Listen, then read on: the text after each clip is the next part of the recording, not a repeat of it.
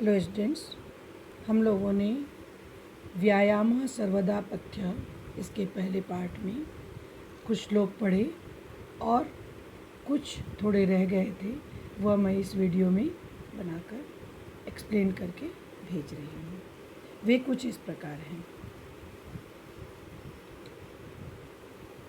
कि व्यायाम स्विन गात्रस्य पदाभ्याम उद्वर्तितस्य च व्याधयो नो उपसर्पन्ति वैन तेयमिव उर्गाः वयोरूप गुणैर्हीनमपि कुर्यात् सुदर्शनम। कि ऐसे व्यक्ति जो पसीने से लथपथ होकर के व्यायाम स्विन गात्रस्य मतलब पसीने से लथपथ शरीर और पदाभ्याम उद्वर्तितस्य च यानी जो पैरों को उठा करके व्यायाम करते हैं, शरीर से पसीने निकाल के व्यायाम करते हैं, जो हार्ड वर्कआउट करते हैं, ऐसे लोगों के पास व्याधयो न उपसर्पन्ति यानी बीमारियां नहीं आती हैं। कैसे नहीं आती हैं? जैसे कि वैन तेयमिव उर्गाः, जैसे कि गरुड़ पक्षी के पास सांप नहीं आते। वैनतेय मतलब गरुड़ और उर्गाः मतलब सांप। इसमें 3 वर्ड्स हैं, वैनतेयम इव उर्गाः, है ना।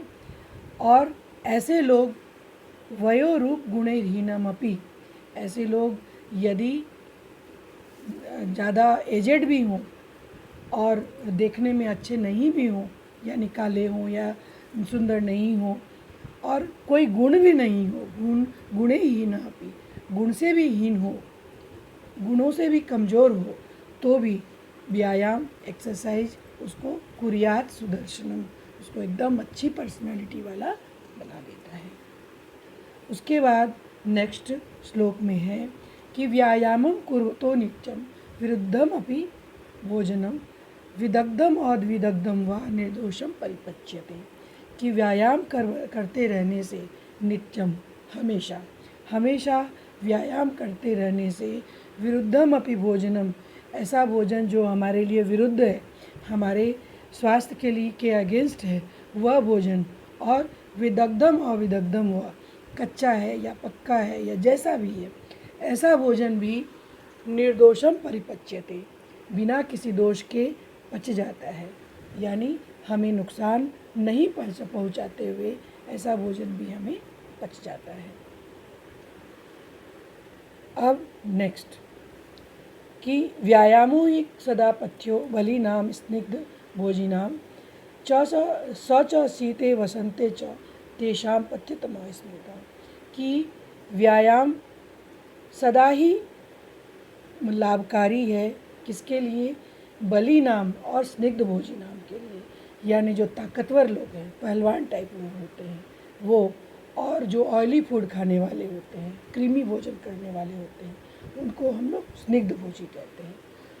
ऐसे भोजन करने वालों के लिए व्यायाम दवा के समान है, लाभकारी है, और वह व्यायाम शीत ऋतु में और वसंत ऋतु में, यानी विंटर सीजन में और स्प्रिंग सीजन में उनके लिए और अधिक लाभकारी हो जाता है। पथ्यतमः स्मृता मतलब कहा गया है, उसके लिए सबसे अधिक लाभकारी कहा गया है विंटर सीजन में और वसंत सीजन में।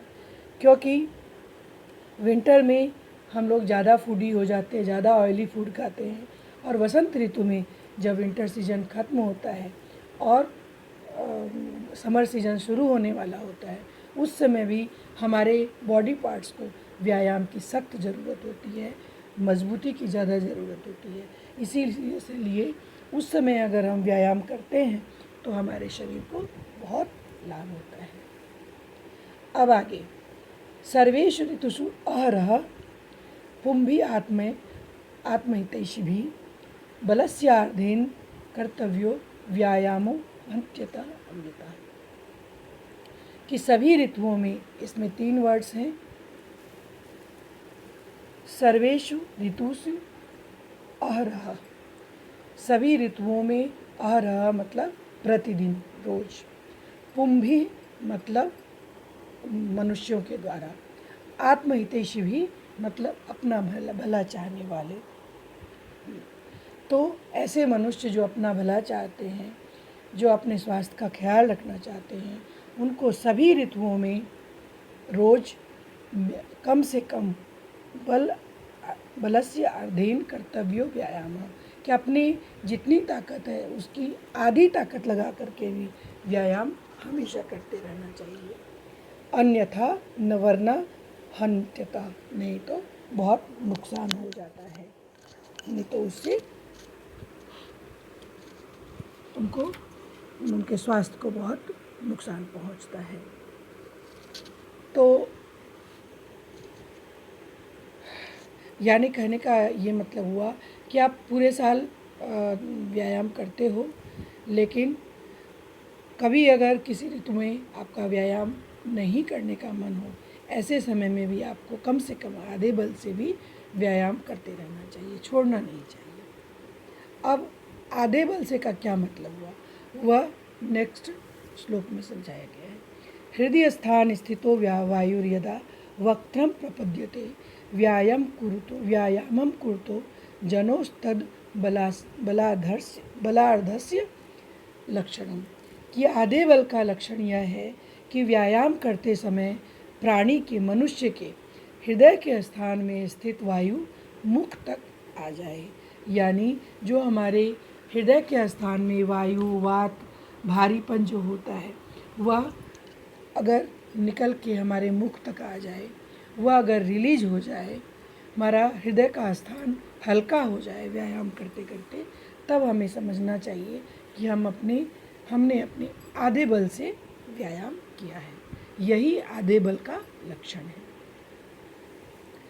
लास्ट वन, कि वयोबल शरीराणि देश काल अश्नानि च समीक्ष कुर्यात् व्यायामम अन्यथा रोगम आपनुयात्। इसमें कहा गया है, अभी तक तो आपको व्यायाम के तरीके, व्यायाम के लाभ बताए गए, लेकिन लास्ट में आपको सावधान किया गया है कि व्यायाम करते समय हमें किस किस चीज़ का ध्यान रखना चाहिए।